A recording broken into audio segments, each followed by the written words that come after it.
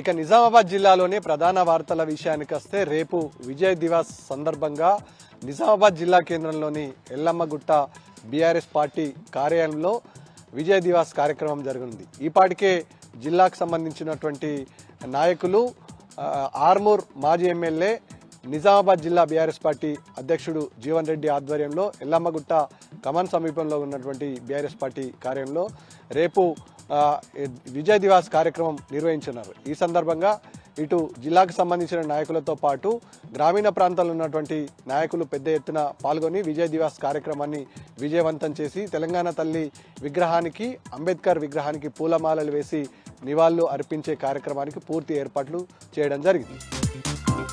ఇక నిజామాబాద్ జిల్లాలోని మరో ప్రధాన వార్త విషయానికి వస్తే ఈ నెల 24 నుంచి శ్రీరామ్ సాగర్ ఆయకట్టు నుంచి వారబందీ పద్ధతి ద్వారా యాసంగి పంటకు అధికారులు నీటిని విడుదల చేయనున్నారు.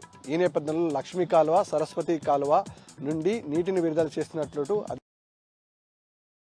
ఇటు వారబందీ పద్ధతి ద్వారా నీటి విడుదల కొనసాగుతున్న నేపథ్యంలో రైతులు దిగువ ప్రాంతం వరకు నీటిని ఒడిసి పట్టుకొని పొలాలను పండించుకోవాలని రైతులకు విజ్ఞప్తి చేశారు ఇరిగేషన్ అధికారులు. ఇక నిజామాబాద్ జిల్లాలోనే మరో ప్రధాన వార్త విషయానికి వస్తే నిజామాబాద్ జిల్లా కోటగిరి మండల కేంద్రంలో ఇందూరు సాయిలు అనే యువకుడు హైటెన్షన్ విద్యుత్ స్తంభాలనికి అలజడి సృష్టించారు.